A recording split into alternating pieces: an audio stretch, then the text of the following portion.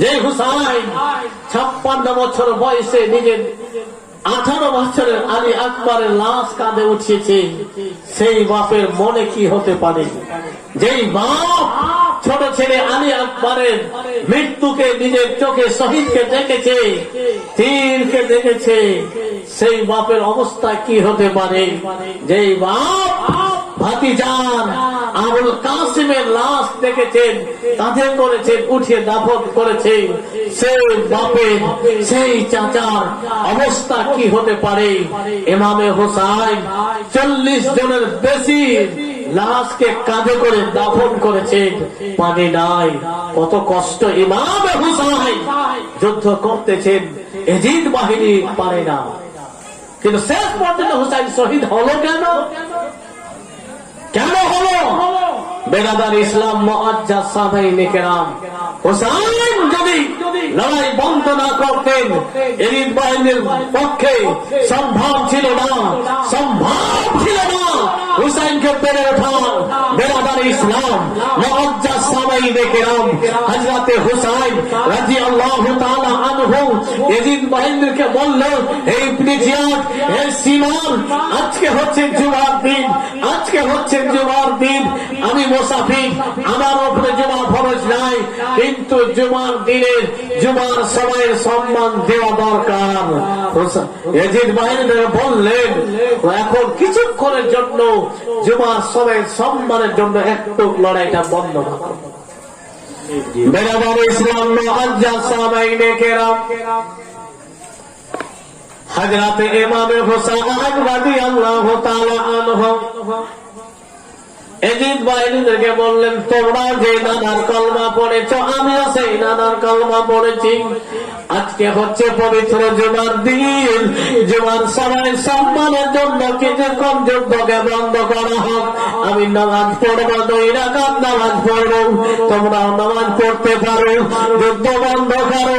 ভাইজান, বন্ধুগণের আমার হযরতে ইমামে হুসাইন রাদিয়াল্লাহু তাআলা আনহু যখন নামাজ পড়ার কথা বললেন, এজিদ বাহিনী থেমে গেল। ভাইজান, বন্ধুগণের আমার হযরতে ইমামে হুসাইন নামাজ আরম্ভ করলেন। নামাজে কি এমন মধু, এমন কি মধু রয়েছে? হযরতে ইমামে হুসাইন খোদার দিদারে মত্ত রয়েছেন। বেরাদার ইসলাম মুআজ্জাজ সাহাবায়ে কেরাম সেই সময়টাকে সুযোগ বুঝে জালেমরা হযরতে ইমামে হুসাইনকে নামাজি অবস্থায় শহীদ করে দিয়েছে। না হলে ক্ষমতা ছিল না, কারণ হযরতে আলীর জুলফিকার তার হাতে ছিল। রাসূল করিম সাল্লাল্লাহু তাআলা আলাইহি ওয়াসাল্লামের যোদ্ধা তার পরনে ছিল, সম্ভব তাদের জন্য ছিল না। ওই আলী যে খাইবারের কেলাকে উঠিয়ে দূরে ছুড়ে ফেলে দিয়েছেন, যাকে শত শত মানুষ সেই কেলাকে উঠাতে পারেনি, হযরতে আলী এক হাতে উঠিয়ে দিয়েছে। বেরাদার, হযরতে ইমামে হুসাইন নামাজি অবস্থায় শহীদ করে দিলেন। বেরাদার, হায়রে কারে বাবা বলেছিলেন, যাই না সাকিনা শহর ভালো, এজিদের লস্করেরা আমাকে শহীদ করি, আমার মস্তককে নিয়ে তারা খুশি করে ঘুরে বেড়াবে, তোমরা আমার শাহাদাতের পরে কান্না করিয়া দাও। যাই না, তোমরা যেও না, তোমরা পর্দায় থাকিয়ে বোন। বেরাদার ইসলাম মুআজ্জাজ সাহাবায়ে কেরাম হযরতে ইমাম হুসাইনের শাহাদাতের পরে বোন যায়নাব যেন বাবা ভাইজান বলে কান্না করেছিলেন, এবং মদিনার দিকে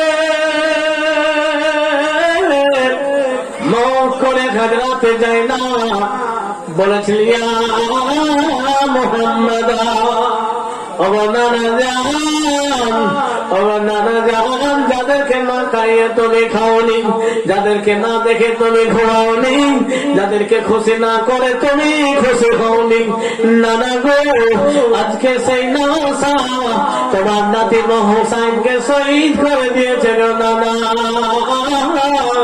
আজ রাতে সহসায় নাম যেন কান্না শুরু করলেন, আমার ভাইয়ের কথা মনে পড়ল, ধৈর্য ধারণ করার চেষ্টা করলেন, অন্য অন্য সবাইকে ধৈর্য ধরার কথা বললেন। বেরাদারি ইসলাম মুআজ্জাজ সামাইনে কেরাম, আমাকে একটা গাজাল বলতে বলা হয়েছে, একটি গাজাল বলতে বলা হয়েছে, যে গাজালটা হয়তো এখানকার না, কিন্তু বলবো। যাই হোক একবার দুধ পাঠ করেন।